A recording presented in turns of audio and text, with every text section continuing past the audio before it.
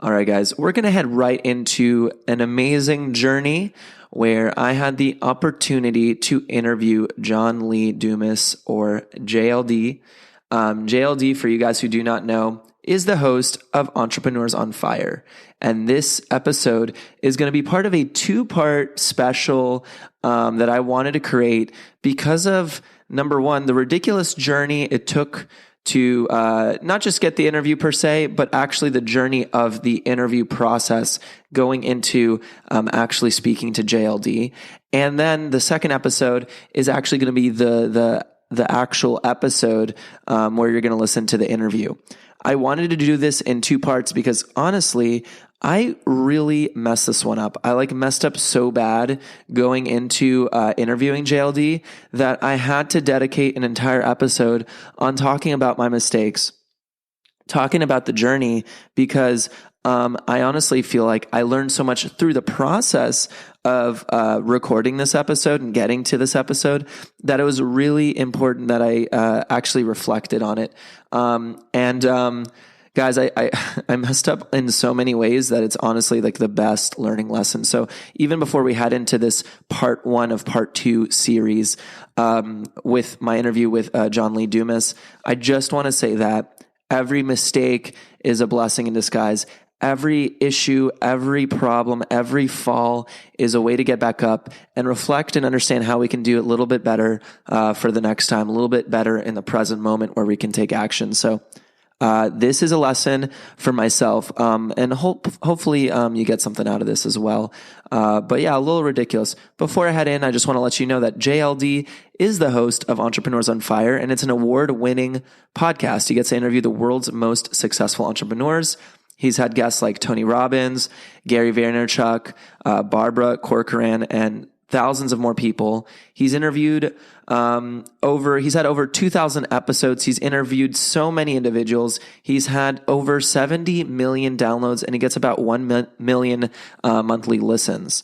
So he has a massive fan base. He has a massive audience. He has one of the world's biggest podcasts, and literally the entire globe is listening to this man, and for good reason. He's absolutely inspirational. I love listening to his content. And every episode I get something out of listening to his podcast. So, big shout out to JLD from Entrepreneurs on Fire. I love that man. I love listening to him. And I had the opportunity to interview him. So I'm going to go into the story now of kind of the things that went into this whole thing. First things first, people might ask me, well, how did you get an interview with JLD? Well, I was able to actually enter a course that he was a part of. And for being one of the individuals who signed up for this course and to be a part of learning from JLD, he was offering 15 minutes for those with podcasts. And I reached out to him, checked in, and he did offer me a time slot, which was absolutely crazy because, again, this is literally the biggest guest at this point. And again, I actually recorded this in July, so it's taken me a little bit of a while to process. This was the biggest guest I had the opportunity to record with, like literally the biggest guest. And it was so important to me to interview him. I'd listened to so many of his episodes, and I was really looking forward to it. So I got that 15-minute time slot. I put in my schedule, and it was a few weeks away from when I actually got that time slot to the time of the interview.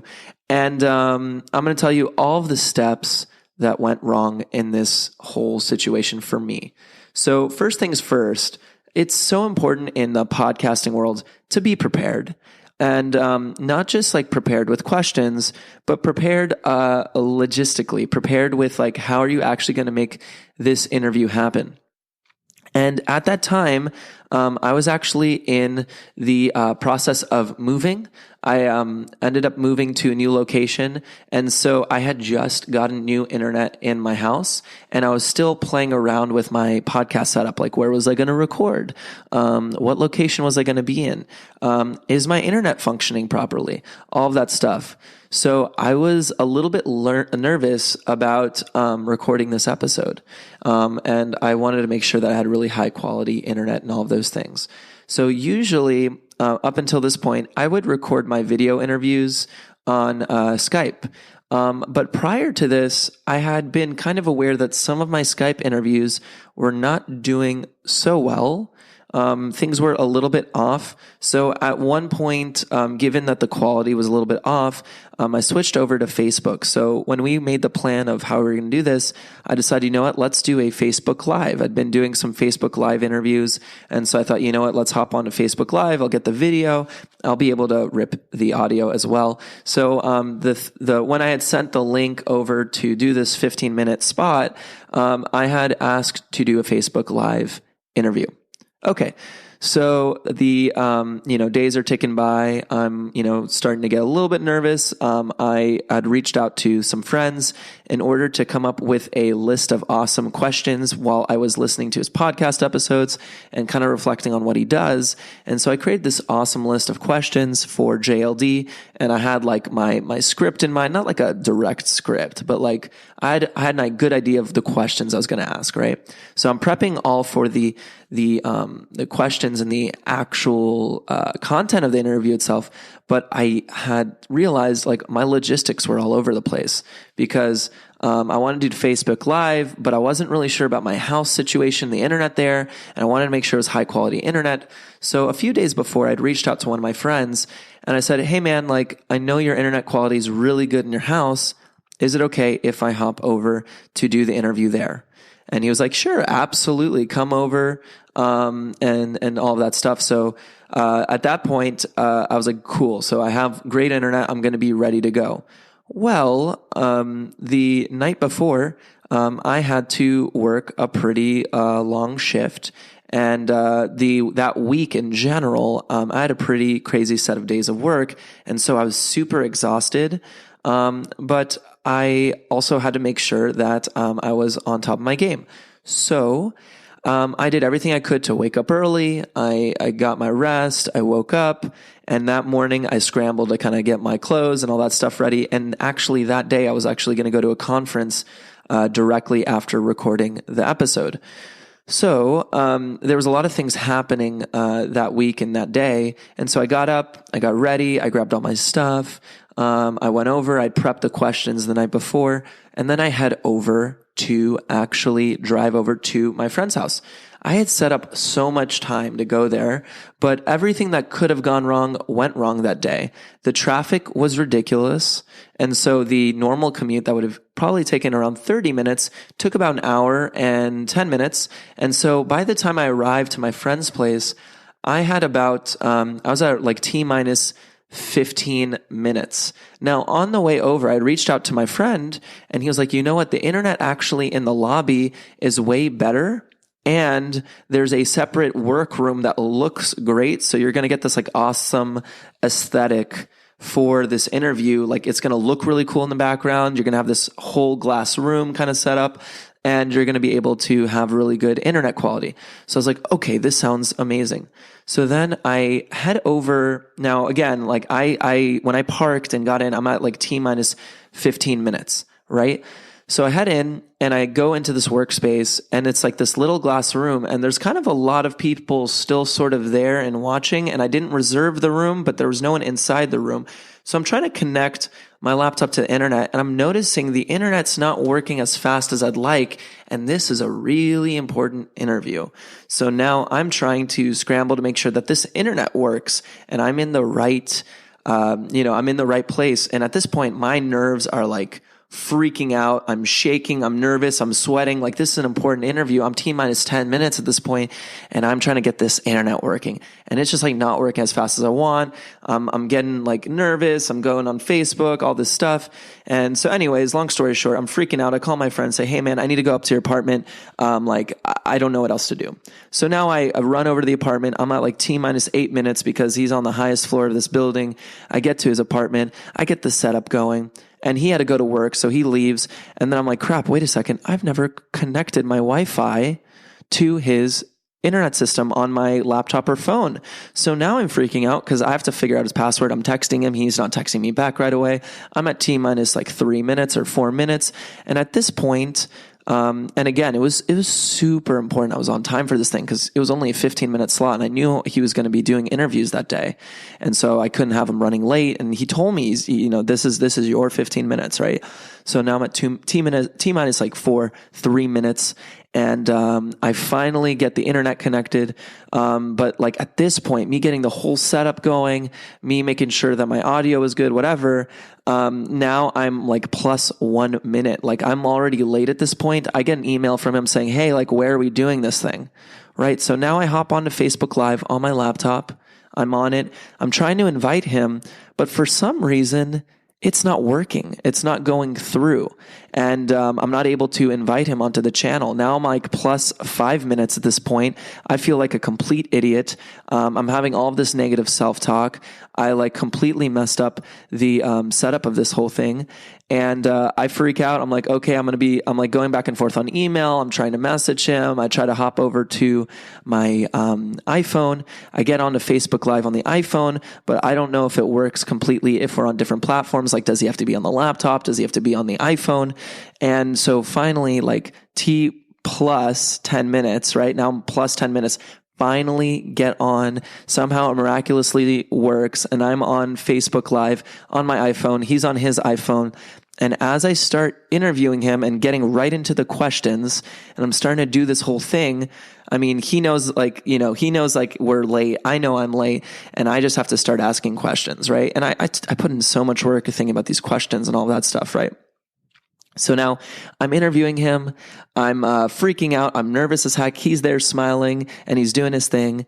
And so I go right into the questions, all of that. And as I start asking the questions, I'm hearing crazy feedback from the audio. I know the audio is just not good. It's just not good. And I'm hearing it. I'm hearing the echoing. His audio actually sounded pretty great, but my audio was terrible. I'm like, crap, the audio here is shot.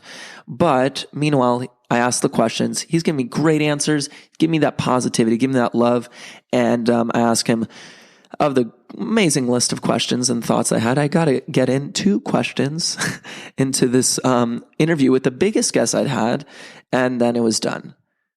I can tell you how absolutely terrible I felt doing this interview. I can tell you that I felt so crummy inside. I felt horrible because like this was the biggest interview I'd had with someone. I put in so much work and effort, and I felt like I totally blew it. My heart sank. I was upset. I was angry. I was irritable. Like everything that could have gone wrong went wrong. I thought I put in the right steps to get this interview done, but I did all of the steps to get the content of the audio done. I didn't think about the logistics. I didn't get the setup right. I didn't communicate how we were going to do it effectively. I didn't make sure that I had an awesome setup way beforehand.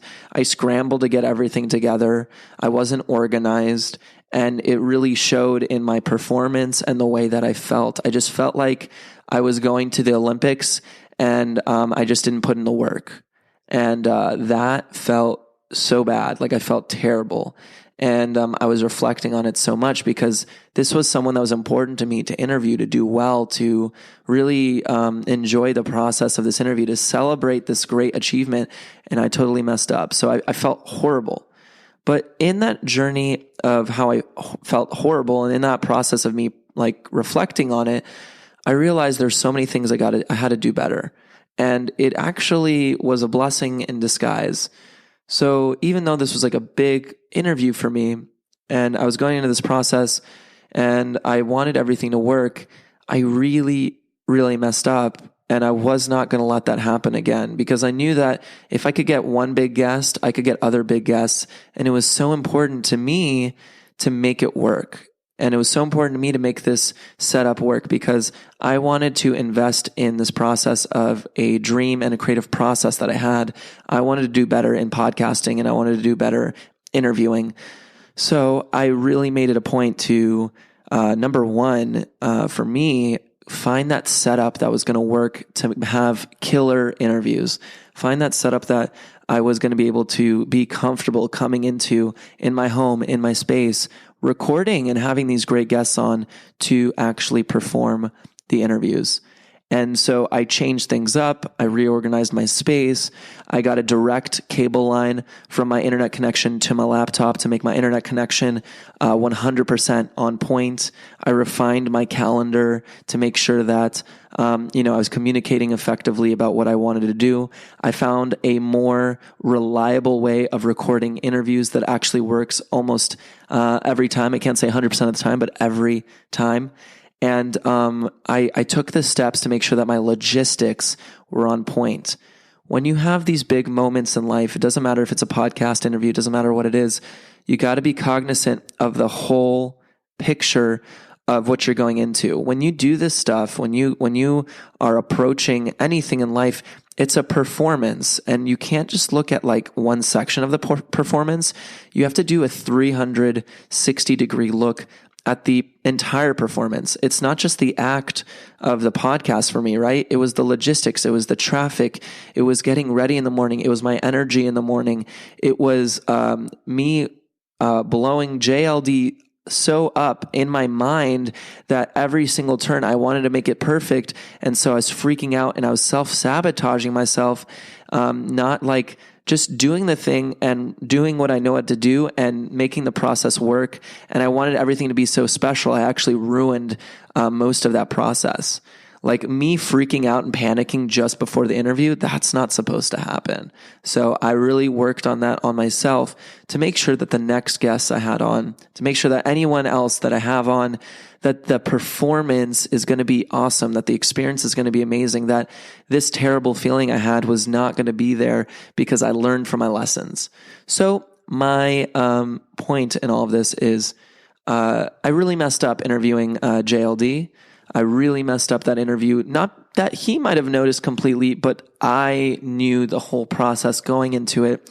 So I want to apologize to JLD for the poor performance, but I really want to apologize to myself because I knew I could do better, and I felt the weight of that, and I'm celebrating the fact that I took the steps to make this process a lot better for myself.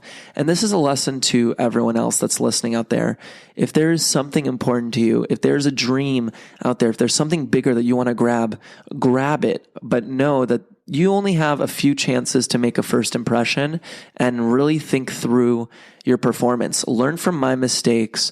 Look at the 360-degree view of the process of your craft and just kill it. Like, go for it, complete it, do the best you can by operating and thinking about it in a bigger picture.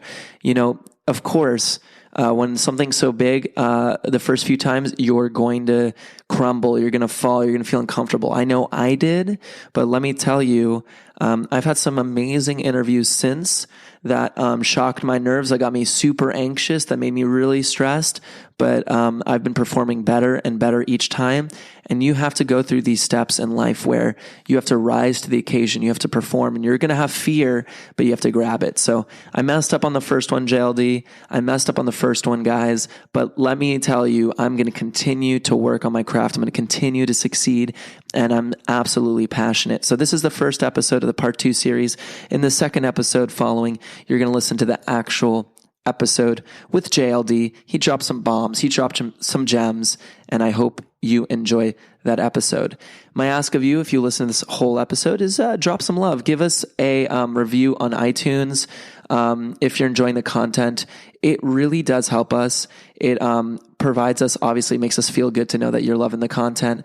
But I will give you also a shout out. So if you're leaving a 5-star review on iTunes, if you drop a review, we'd really appreciate it. And I'll give you a shout out on the podcast. So much love to everyone. And I hope you enjoy part 2. Take care, guys.